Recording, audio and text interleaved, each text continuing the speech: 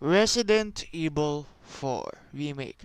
So, this Saturday will be the 1 year anniversary since the release of Resident Evil 4 Remake. Now, is it worth it to buy Resident Evil 4 Remake in 2024?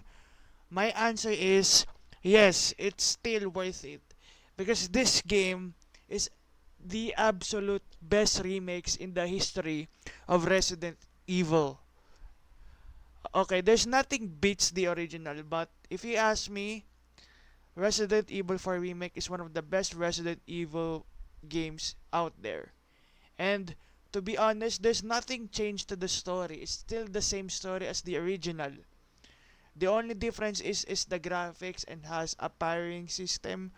Also, Ashley is now movable. Like when you ask uh Ashley to move away, he will move away. Like in the original Resident Evil 4, Leon says, "Wait, follow me, wait, follow me." But in the remake, it's different. You can now um command Ashley to give Leon space and follow Leon. That is now the difference in the remake to the original. And yes, the story is the same as the original, but the difference is it's the graphics and the location. The location is still the same, but it has new locations as well, of course. But all in all, this game is still um one of the best Resident Evil games out there. And of course, better story ever told. And up to this day, the original Resident Evil 4 is still one of the best Resident Evil games. But this remake is a masterpiece of a remake.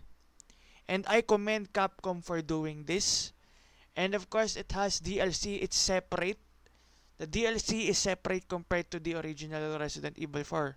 In the original Resident Evil 4, when you finish the story, it has separate ways included in the game when you finish the main story.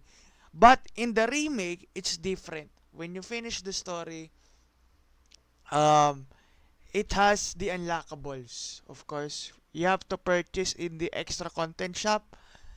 There's a gas mask, a chicken hat, um, a cat set when you finish the professional mode, all in all. And in the original Resident Evil 4, there is a PRL blaster, but in the remake there is no blaster in here. And of course, the Chicago typewriter is in the remake as well is in the original. And in the remake right now, what's new here, it's the parrying system, which basically means when an enemy is trying to attack Leon, Leon can now block with this knife. And now in this remake, when a chainsaw is trying to attack you, Leon can now block with his knife. In the original Resident Evil 4, you cannot block the chainsaw's attack. You can just run. But in the remake, you can now block it with Leon's knife.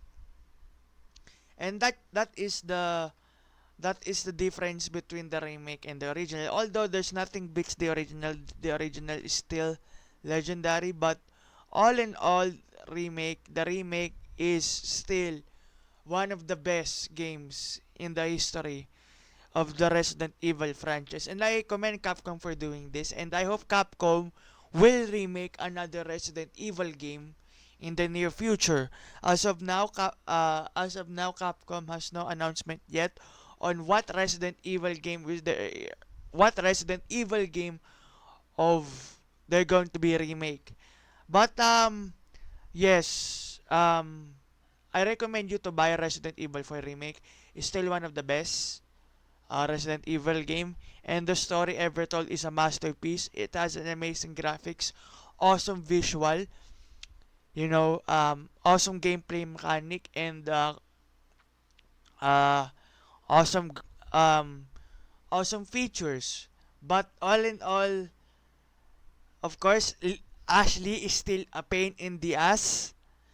Okay, Armored Ashley is still Armored Ashley is in the game.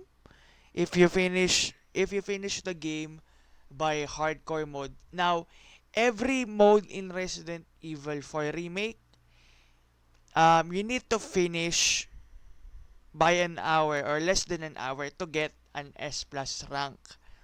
So when you get an S plus rank, for example in the professional difficulty, you will get the cat ears. When you get the cat ears, all of your guns is infinite, excluding the bullet gun that Leon has. And yes, you can S plus all of the difficulty within an hour, depending on how gameplay style you do. But yes, S plus rank all of the modes, and you will unlock secret items like cat ears, gas mask, chicken hat, all of that with less than an hour. And yes, like I said, in 2024, Resident Evil 4 Remake is still worth buying because it's enjoyable. Don't mind the the naysayer says, "Oh, you've been playing Resident Evil 4 Remake for how many times and you're not fed up with this?" No, we are not fed up with Resident Evil 4 Remake. It's still one of the best Resident Evil, and it's enjoyable even though you played this so many times and you still want to repeat it without trophy hunting. It's still enjoyable to me, and I don't know to you, chat, but it's still enjoyable. And yes, that is my analysis of the anniversary of Resident Evil 4 Remake. If you like this video, do not forget to comment and subscribe for more gaming news and wrestling news, chat. Pick up Resident Evil 4 in 2024. Still worth buying. Subscribe, chat.